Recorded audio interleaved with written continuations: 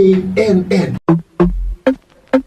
koonkan aadmiga jooga qof kasta kurbadiisiyo kaskiisuu hadlayaaho dadku waa kalamaan haddii aad kululaato halla boodin ka shee kaalintaada ka qaado dadku waa kalamaane wixii kula wanaagsan qaar baa kohanayee ha kasoomin dhegayste dadku waa kalamaane intaasi waa kaftan waanee markanna ku soo dhowaada xubintii kalamaan aryaadhaha kalamaanay shalay waa taan go'aama soo saarna ununkoo iskumaana waa taan dhahna muuse feenta caayidiisaa nugu badatee ciidamadiisa ha nagala baxo berigow muuse feentana inya ishey waayayow ka soo jawaabo warkaan yidhi ciidankayga dhammaantoor waa la baxaa how yidhi intii shalay aan iryaan mugga u karin bilayhaho waxaan rabaa inaan iraa how yubeeriya yugandadiis hayaacda yurna waa u taal yubeeriya yugandadiis hayaacda yurna waa u taal yur war waxa uu ka jawaabay weeri meesafani warkeennii maaha qorshe qaramada midoobay waday oo ah in ciidamada la dhimo ayuu ka jawaabay wuxuuna yidhi haddii ciidamada yugandha waa la dhimayaa la yidhaa ayaga dhanaan la baxayna dhaqaalaha ciidamada ku baxa in la yareeyuuna diidayaa mugama wuxuu rabaa iyakoon xabad noo taraynin inay jawaanada hoos fafadhiyaan war ciidamada ugandha waxay ku ducaysaa inay sii joogaan soomaaliya si ay ilmahooda ugu biishaan war sidii soomaalida ninkii yurub u socda xalfadda ay u dhigtaan askari yugandheeska markuu soomaaliya soo aaday xalfad u dhigtaa musafeni waaja askari waa ugandha kawenda yaa hadda kawaanaad hee sheegtay ma ciidankayga halla kawaano muusafeyni yidhi war ciidanka la soo kordhiyo inuu yuriyaan u malaynayaa warnimayow abwaan jamaal cabdinuur la yidhaahdaa u jawaabay musafeni wuxuuna yidhi musafeni hadduu bararaqdi iyo buuqa damin waayo bakhti iyo dhurwaa iyo hadduu bahala noo haysto buruudkaygi xooggaan haddeer soo bandhigayaaye ha baxeen yugandhays ma jiro baahi loo qabo waryaalaheen warba ma haysaane jumhuuriyaddii somalilan waa la ictiraafay waxaana ictiraafay imaaraadka markaasaa lagu soo dhoweeyey madaxweynahaygii roog aanu weligii arag waxaana la soo dhoweeyey sidii madaxweynayaasha waaweyne caalamka waxaana layska garab taagay calankii somalilan iyo kii imaaraadka markaa somalilan adan way jaqaafisee meeshiinnan idinku qoladan aanu jaarka nahayay yalamyalamtaa ka gura war ictiraaf ma ahine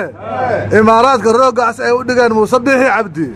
soomaaliya ku xumaynaysaa war imaaraadku way iska daalayaane soomaali roog guduudan ma kala goyn karo inaan nahay hal qoys oon qaybsamayn quudwadacunkaan noo qaasahoo dunida qirsane quusan ku nidhi adan waa siday kula tahaye beri horean kala jaqaafinay niyow war horta beentii xala magaalada wareegaysay saakay baaba'day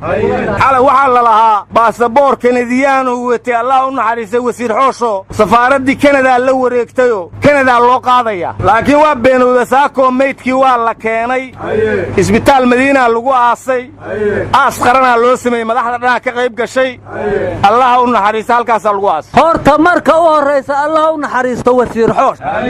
mugga xigta maanta jidadka shacabka waa lagu xanibayoo meel ay maraanay waayeen mugga waxaan la yaabanahay madaxda kii noolna jidadka ma loo xiraa kii dhintana ma loo xiraa war maanta waxaa u darnayd hooyo isbitaalka la gaarsii waayo dariiqa ku umushay arooda waxaa la yidhi qof dhintay qof nool looma dilo hooyadaa jidka ku umusha nafsadeedaa khatar la geliyey warnimayahow maanta diyaaradda ethoobiya airline ay leedahay oo ay saarnaayeen 157 qof kana soo duushay addis ababa kuna wajahnayd nairobi ayaa burburtay walaalaaloba qarax baa saaraa fadhi kudirirkay la dhex fadhiyaanay u adkaysa weyda anoo qarax ma saarnayne abbatay camal ee iskayga buubtay warka ha ii dhexgelinine hadda dhammaan dadkii saarnaa diyaaradda waa dhinteen baa la yidhi allah u naxariisto intii muslim ahayd waxaan ku lahay meel soomaali ku kulanta miyaa fadhi kudirir laga waayaa warwar ma haysaane soomaalidu meesha ku dhalato kumama dhimato warnimayow wadaad soomaaliya laakiin ingiriiska inuu ku dhasha aan u malaynayo ayaa masaajid imaam ka ahaay salaaddii markii laga buxuu duceeye wuxuu yidhi ilaahu muslimiinta hay ka dhig ilaahu gaaladana dhawn ka dhig ilaahu falastiin firii ka dhig ilaahu afghanistaan olrayd ka dhig ilaahu ciraaqna okay ka dhig ilaahu soomaaliya biis ka dhig ilaahu biibalku waa biibalkaagii ilaahu hadday baasaboor doonayaan u barosees garee ilaahu soomaaliya biis ka dhig ilaahu soomaaliya biis ka dhig war wadaadkaasi ma biliis karoo hay buu yidhi war ayeeday waxay odhan jirtay nabi allow ninba afkiis kugu ammaan marka wadaadkaasi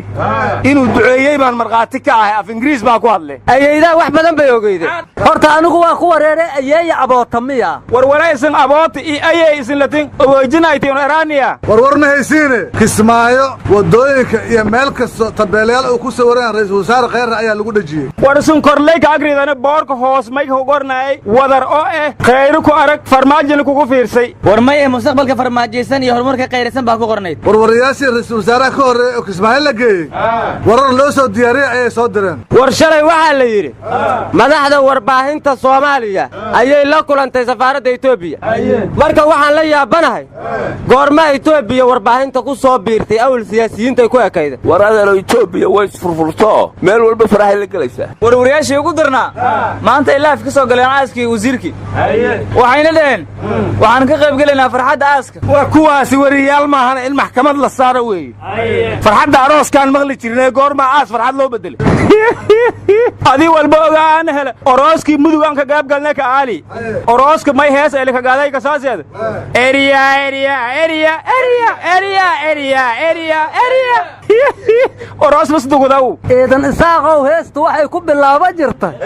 adduunyada markuu ilaahay dhisay aadmiga simee ninna asaagii inuu addoonsado uma abuurine war waxaa kaloo laga qaada arooska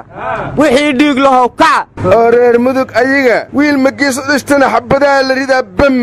markii lis aroosaayna dagaal miyaa dagaal sidaas maaha go'yoobow ee arooska iyo khilaafka Kenya isku soo aaday markaasay waxay qaadeen dadkaan dhawaaqaya dhulkooda doonaya hadday u dhidhiyeen allahayo u dhiib war waxaa la yidhi laaluushiya intay laxaw qabiilmadu lagiigayso intay lacag ku dooranahayaan liidarkii goluhu inay liicdo oo waxay lahayd lumisa mooyaane lama filo ladnaan iyo wanaag ay ku lulota waxaa la yidhi mugad ciridka la taagayso adigaa yidhi xaadad ku masabidahe abdulow jaangal la'aanba shagan socdaana war guddoomiye ku-xigeenka aqalka sare abshir bukhaari qoraal dheer ayuu soo saaray wuxuuna ciwaan uga dhigay warqad furan oo ku socoto garhayeenka siyaasadda Soomaaliya aradana wuu la xameeyay wuxuuna ku sheegay wax badan oo sanadkii la soo dhaafay dawladdu inay qabatay laga rabay laakiin wuxuu ku soo gabagabeeyey waa aragtideeda aqalka sare u hadli maayo hadda usan cidna kuma talaynin ayakuna ka dhagayn samaayaan xaajira war wax tagay tiigsimaad malaba la yiriye muxuu talada sanadkii hore u sheegi waayay wariyaasan leeyman arnay aanadeedeen dabadii oo la gobade war guddoomiyaha aqalka sare Cabdi Xaashiyo ahaay ma kala tashaday qoraalka guddoomiyaha ku-xigeenku yaa baarlamaanka tomanka bisha la furaha la yiri guddoomiyaha Turkiga oo iska jiraha la yiri inta salaadu iska qabaladahay war baarlamaanadii waayahan dambe soo maray baarlamaankii sideedaad ku meel gaarka ugu wanaagsanaa baa leeyahay midka hadda joogaana waa ugu liitaa baa leeyahay maxaa haduu furan yahay iyo haduu xiran yahay miyaa wax soo ka dhaanta andilan furna ma ila reeyla madi dhulaaw ka liyo sariisadeena aqalka sare iyo aqalka hoos heliyena war adeer Soomaaliland baarlamaankeeda iyo qarankeeduba waa taganber hore antaan guuran yaa baarlamaanku hadda soo wax tareen xay baasada uga dhameeyayaan dadka ka xisho wakiilada shacabka wariya baasadu ni baan baahana ma la siiyo aro magacaas ay ku qaataan baasada shibnaga dhaha war xayna xasaanad bay leeyihiin nimanku ka dhaafa naga tag xasaanadiina wariya baarlamaanka Abiy Ahmed xukuma naga shibnaha shar alle idin ma tusee